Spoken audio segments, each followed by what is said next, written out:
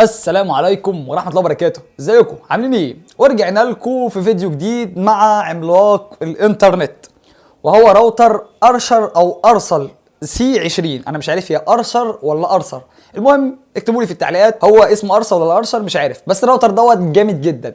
ولكن خليني قبل ما اقول لكم على مواصفات الراوتر وسعر الراوتر، خليني اعرفكم حاجة قبل ما تروح تشتري الراوتر دوت، لان انا لو ما قلتلكش عليها انت هتروح تشتريه وتتفاجئ ان النت عندك مش هيشتغل. بص يا صديقي، خلينا بس نعرف ايه الفرق ما بين المودم والراوتر والاكسس بوينت والسويتش. الكلام ده كله انت ممكن تكون سمعته قبل كده، ولكن كلمه مودم ديت ما سمعتهاش او ممكن تكون اول مره تسمعها. انت لما بتروح تستلم الراوتر بتاعك من الشركه، والمعروف باسم الراوتر هو اصلا مش راوتر، هو شويه حاجات في بعضيهم كده، ولكن دوت مودم اصلا. والمودم دوت وظيفته كلها ان هو بياخد لك السلك بتاع الحراره او الداتا اللي بتجيلك من سلك الحراره، بيحولها لك لايثرنت او لكابل انترنت، يعني علشان تعرف تاخد الداتا بتاعتك توصلها للكمبيوتر. هي ديت وظيفه المودم، ولكن احنا ما قابلتناش خالص او كانت موجوده زمان جدا. فبكده الراوتر اللي موجود عندنا في البيت دوت هو اصله في الاساس مودم، علشان هو بيحول لنا الداتا اللي جايه من الخط الارضي للانترنت. طيب الراوتر بقى اللي معانا دوت راوتر واكسس بوينت وسويتش، مش مودم خالص. يعني هنبص نلاقي ورا هنا مفيش مكان اصلا لمكان الحراره، علشان لو انت كنت عامل في حسابك ان انت تروح تشتري الراوتر دوت وتشغله على طول، لا مش هيشتغل على طول. طيب ايه الفرق بقى ما بين الراوتر والسويتش والاكسس بوينت؟ خلينا بسرعه اشرح لكم ايه الفرق ما بينهم علشان برضو تكون فاهم. المودم دوت زي ما قلت لك من شويه، وهو ان هو بياخد سلك الحراره بيحول لك البيانات اللي موجوده عليه لداتا او ايثرنت او انترنت، علشان تقدر تشوف الشبكه الخارجيه. وهي ديت كل وظيفته ان هو بيحول لك الحراره او الاشاره اللي جايه من سلك الحراره لنت. طيب نيجي بقى للمرحله اللي بعدها، وهي مرحله الراوتر. والراوتر اللي معانا دوت، وهو الراوتر دوت المسؤول عن اخراج، انا كيوزر احمد في البيت، لابتوب، تليفون، اي حاجه، مسؤول عن اخراجه للانترنت عن طريق بروتوكول موجود في قلب الراوتر دوت واسمه النات. النات دوت بيقدر يحول عدد الاجهزه اللي موجوده عندك كلها في البيت ويخرجوا باي بي واحد، والاي بي دوت اللي الشركه بتديهولك. لكن انت عندك في البيت اي بيات مختلفه، كل واحد بيكون عنده اي بي بشكل، يعني واحد عندك في البيت عمل جريمه او عمل اي حاجه اللي هيتحاسب الراوتر، فاهمين؟ وهنعرف بقى بعد كده بيجيبوا الموضوع دوت ازاي، ولكن مش موضوعنا خالص. طيب ادينا كده عرفنا موضوع الراوتر، وهو ان هو دوت المسؤول عن تخريجك عن الانترنت. نيجي بقى للحاجه اللي بعديه، وهي السويتش. والسويتش يا صديقي وهو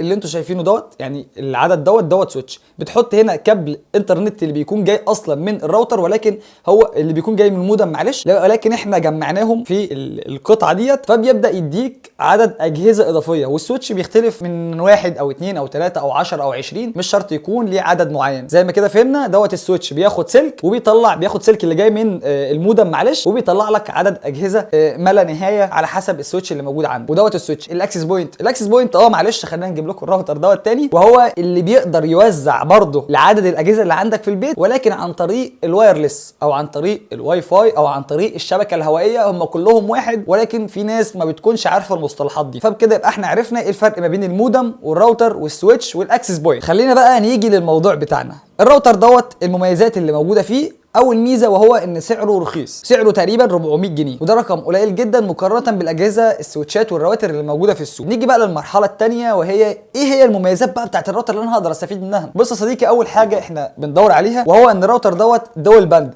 يعني بيدعم 2 تردد. اول تردد 2.4 جيجا هرتز، وثاني تردد ال 5 جيجا هرتز، وبيقدر يوصل لك على تردد ال 2.4 جيجا هرتز 300 ميجا، ودوت رقم كويس جدا. ولو انت اصلا عندك الاي دي اس ال مش هتقدر توصل للسرعه دي. وال 5 جيجا هرتز بيقدر يوصل لك 433 ميجا، ودوت رقم كويس جدا جدا جدا. لو انت عندك الاف تي تي اتش تقدر تستفيد من الراوتر دوت بالسرعات العاليه. ولكن خلينا اعرفكم حاجه، وهي ان تردد ال 2.4 جيجا هرتز بيديك امتداد اعلى ولكن سرعه اقل، وال 5 جيجا هرتز بيديك مسافه اقل، يعني المحيط بتاع شبكه الواي فاي بيكون اقل ولكن سرعه اعلى بكتير من ال 2.4 جيجا هرتز، ودي حاجه لازم تكون عارفها. ونيجي بقى لتاني ميزه موجوده معانا في الجهاز ده، والجهاز دوت بيشتغل اول حاجه راوتر، يعني تقدر تخلي الراوتر اللي موجود عندك في البيت دوت ما هو الا مودم، وتحط اليوزر نيم والباسورد بتوع الخط الارضي في الراوتر دوت من خلال الاعدادات. ولكن انا ما برجحش الطريقه دي. والطريقه الثانيه وهي اللي احنا بنحتاجها كلنا، وهو الاكسس بوينت. والاكسس بوينت دوت وهو ان انت بتقدر تاخد كابل انترنت من الراوتر اللي موجود عندك في البيت وتوصله بالجهاز ده، وبكده يبقى انت عندك اكسس بوينت يقدر يوزع الانترنت بنطاق اعلى من الراوتر اللي موجود عندك في البيت او المودم اللي موجود عندك في البيت،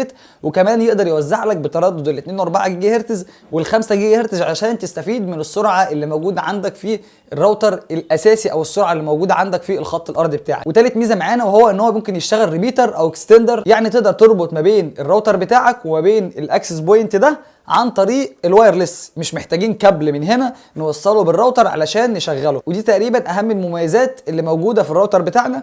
وكمان وانا بعمل لكم الكونفيجريشن بتاعه هوريكم شويه مميزات اكتر، ولكن خلينا نركن بقى الراوتر دوت على جنب واقول لكم على شويه عيوب موجوده في الراوتر ده. بص يا صديقي، عيوب الراوتر دوت مش كتيره خالص، ولكن الحاجات اللي انا شفتها فيه مع طبيعه شغلي لان هو موجود عندي في الشغل كتير جدا، وانا بصراحه لحد دلوقتي مش عارف المشكله منه ولا المشكله في اللي بيوزع الايبيهات. بص يا صديقي، انا عندي في الشغل اللي بيوزع الايبيهات مش الراوتر او السويتش اللي موجود او الاكسس بوينت اللي احنا معانا ده، اللي بيوزع عندنا وهو السيرفر. ولكن اللي انا بلاحظه في السويتش دوت لما بيشتغل فتره طويله بيحتاج ان انت ترستره، لانه بيجيب لك جاري الحصول على عنوان الاي بي، ولكن مش بيرضى يعمل كونكت بالراوتر او بالاكسس بوينت او بالسويتش او بايا كان، مش واصل لك انترنت على الخط بتاعك. عشان احس ان انا بتكلم كتير في الموضوع ده، فبتحتاج ان انت تعمل له ريستارت. ولكن الموضوع دوت مش باستمرار، ولكن احقاقا للحق علشان اكون صريح معاكم، هي ديت الحاجات اللي انا بشوفها فيه. بحتاج ان انا كل فتره اعمل له ريستارت، وعلى فكره لو ما عملتلوش هو لوحده بيرجع يشتغل تاني. ولكن برضو علشان تكون عارف عدد الناس اللي بيستخدموا الراوتر دوت كتير جدا عندنا، لان ببساطه كده الراوتر دوت شغال في شركه، فمعنى كده ان في موظفين كتير بيكونوا عاملين كونكت على الراوتر ده. فبيتهيألي ان انت لو مشغله عندك في البيت وعندك 15 20 30 شخص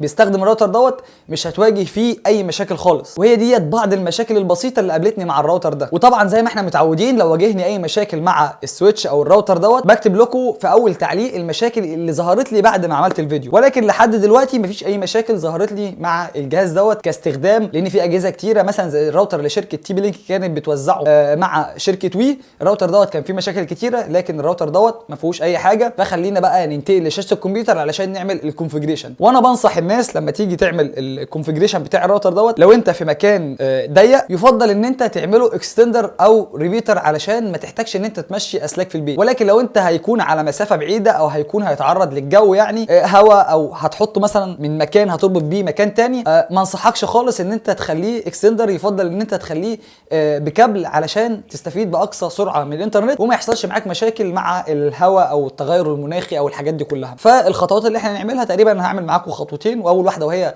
ان احنا نعمله اكسس بوينت ان هو يشتغل من خلال كابل ايثرنت، يعني هنوصله بالراوتر اللي موجود بره. والطريقه الثانيه وهي ان احنا هنعمله ريبيتر او اكستندر. فيلا بينا ننتقل لشاشه الكمبيوتر. طيب احنا دلوقتي رحنا لجهاز الكمبيوتر بتاعنا، خلينا ننتقل للشاشه زي ما انتم شايفين.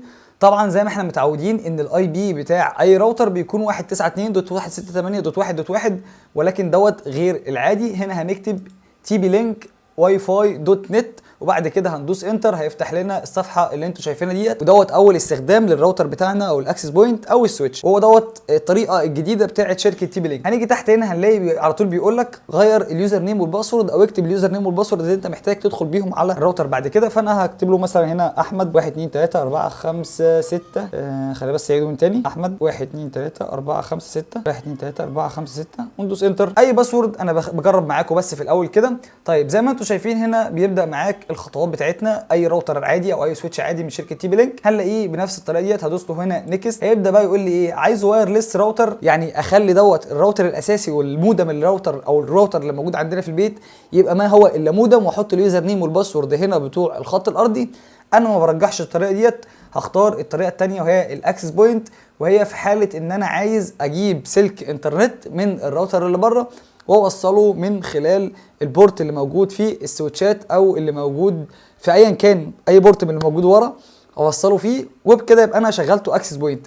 ولكن انا عايز اخليه اكستندر زي ما انتم شايفين كده، يعني بحيث ان هو ياخد الواي فاي او الانترنت يجيله من خلال الواي فاي اللي موجود في الراوتر. وانا بحب الطريقه ديت في حاله زي ما قلت لكم ان انا جوه البيت، علشان الشبكه بتكون كويسه مش وحشه وما بتتعرضش مثلا للعوامل الطبيعيه بتاعت الجو، مثلا الدنيا بتمطر في هواء في اي حاجه. فبرجح الطريقه ديت لو انت داخل البيت. وهدوس له هنا نيكست، هيبدا بقى يقول لي ايه، اختار المفروض هيظهر لي هنا الشبكه اللي احنا هنعمل عليها كونكت. طيب انا الشبكه بتاعتي اسمها فوكس، وبالمناسبه دوت الشبكه بتاعتي هختار من هنا عليها علم عليها علامه صح كده، وهنزل تحت هلاقي فيه هنا كلمه نيكست هضغط عليها. وعلى فكره الكونفيجريشن بتاع الراوتر دوت حرفيا بيتعمل بربع جنيه، يعني مش صعب خالص. لو انت اصلا ما عندكش خلفيه خالص تقدر تعمل الخطوات ديت. وبعد كده هندوس على كلمه نيكست تاني هيقول لي هنا بقى ايه ان هو عرف اسم الشبكه وجاب الماك ادرس لوحده، ما احتجتش ان انا افتح الراوتر القديم علشان اجيب منه الماك ادرس، وبيقول لك هو دوت نوع الحمايه بتاع الراوتر الثاني، فهسيب كل حاجه. فهنا بيقول لي بقى ايه، دخل الباسورد بتوع الراوتر او الواي فاي بتاع الراوتر اللي انا هعمل عليه كونكت. فهو زي ما انتم شايفين واكيد هيكون مستخبي عندكم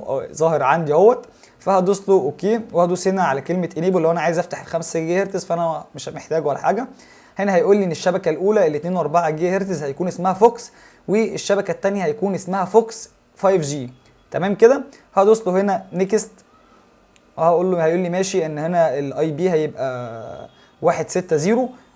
بيقول لك الاي بي هنا عايزه يتوزع سمارت ولا عايزه استاتيك اي بي. انا هخليه هنا سمارت، يعني الاكسس بوينت دوت هو اللي هيوزع الاي بيهات مش الراوتر. فانا ما عنديش مشكله لو انت عايز تخليها ان انت اللي تحدد الاي بيهات بتاعتك. هتدوس له هنا ستاتيك اي بي، هيبدا يديك الصلاحيه ان انت تغير الاي بيهات، ولكن انا هقفل اصلا الدي اتش سي بي في الراوتر بتاعنا. وهدوس له هنا نيكست وهدوس له هنا فينيش. هيبدا يحمل معانا من 0 ل 100. وخليني برضو اوريكم الانترنت لما اشتغل على الموبايل بتاعنا، بس يخلص بس الكونفيجريشن بتاعه او يخلص الخطوات بتاعته، وخلينا نجيب الموبايل عقبال ما هو ما يخلص الكونفيجريشن بتاعه. طيب زي ما انتم شايفين احنا دلوقتي ظهر قدامكم على الشاشه الموبايل اكيد، فظهر عندنا هنا فوكس اول واحده ديت وفوكس 5G. اختار اي شبكه منهم، هنلاقي الباسورد بتاعهم برضو نفس الباسورد بتوع الراوتر، فانا كنت مسجل عليه دلوقتي قبل ما اشغله. هو نفس الباسورد بتاع الراوتر، هيكون نفس الباسورد بتاع الاكسس بوينت. طيب هو عمل دلوقتي كونكت على الاكسس بوينت، فخلينا نشوف هنا هل هو شغال بقى ولا محتاج حاجه.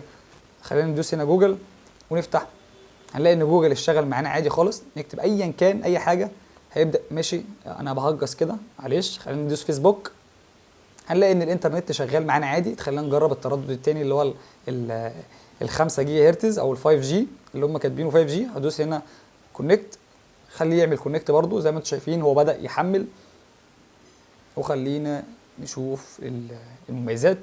طيب نرجع تاني 5G اهوت، ندوس جوجل بحث، فتح معانا جوجل. فيسبوك نفتح تاني هنلاقيه فتح وكل حاجه تمام، تسجيل الدخول ودوت على الشبكه. ولو بصينا هنا برضو علشان تكونوا متاكدين ان انا مش بضحك عليكم يعني، واكيد مش هضحك عليكم احنا عشره من زمان، هنلاقي ان هنا فوكس فوكس فوكس، وديت الشبكه بتاعتنا الرئيسيه اللي احنا واخدين منها. طيب كده يبقى زي الفل. خلينا ندخل بس اوريكم لو مثلا نكتشف مع بعض حاجه في الجهاز بتاعنا. خلينا نقفل التسجيل من هنا ماشي، هو خلاص. خلينا نستعرض البيانات بتاعتنا. هنلاقي هنا بيقول لك الدي اتش سي بي الوايرلس ال 2.4 جيجا هرتز دوت الباسورد بتاعنا اللي اكيد هتكون مختفي من عندك. وهنلاقي هنا ال 5 جيجا هرتز انا قافله، لو عايزنا نفتحه هنعمل هنا انيبل بس، ونعمل شبكه ثانيه هنكتب الباسورد بتاعها، مفيش اي مشكله. وبس كده. وديت كل المميزات بتاعه الراوتر بتاعنا. في ان انت ممكن تحدد عدد اجهزه محدده اللي تحدد لها عدد جيجات محدد، علشان مثلا لو انت عندك اكتر من جهاز في البيت وعايز تحدد لهم سرعه محدده تقدر تحددها لهم من هنا من خلال السيستم. وبتقدر تروح هنا على الدي اتش سي بي وتحدد لكل جهاز الاي بي بتاعه، علشان انت لو حددت لجهاز معين سرعه محدده وخرج ودخل تاني فاكيد هياخد اي بي مختلف، فيحتاج ان هو يدخل بيه اي بي جديد، فبكده مش هيكون يتسجل له السرعه بتاعته. ولو انت محتاج تعرف ازاي توزع عدد الجيجات على الاجهزه من خلال راوتر تي بي لينك، هتلاقيني عامل فيديو وحاطه في الوصف او هيظهر لك دلوقتي في الاي. ادخل اتفرج عليه لو انت عايز تحدد لعدد المستخدمين. انا مش عايز اعمله في الفيديو دوت او اشرحه في الفيديو دوت علشان ما اطولش عليكم. والمميز كمان في الراوتر دوت ان انت تقدر تستخدم الابلكيشن بتاع شركه تي بي لينك على الموبايل بتاعك، وتقدر برضه تدخل على الراوتر بتاعك من اي مكان في العالم. والموضوع سهل بسيط خالص. كل اللي عليك هتعمله ان انت هتحمل الابلكيشن بتاع شركه تي بي لينك من على اب ستور او جوجل بلاي لو انت اندرويد، وتحمل الابلكيشن وتدخل وتسجل عليه تسجيل دخول عادي خالص. وبكده يبقى انت تقدر تستخدم اعدادات الراوتر بتاعك من وانت بره البيت، مش لازم تدخل على الصفحه بتاعه الراوتر دي. وبالتالي كده يبقى احنا خلصنا الفيديو بتاعنا النهارده. يا ريت لو عجبك الفيديو ما تنساش تشترك في القناه وتفعل زر الجرس. وبشكرك ان انت وصلت معانا لحد الدقيقه ديت. ولو انت وصلت معايا لحد الدقيقه ديت يا ريت تنزل تكتب لنا تعليق ان انت وصلت معانا لحد نهايه الفيديو. وبكده بقى خلصنا الفيديو بتاعنا النهارده، والسلام عليكم.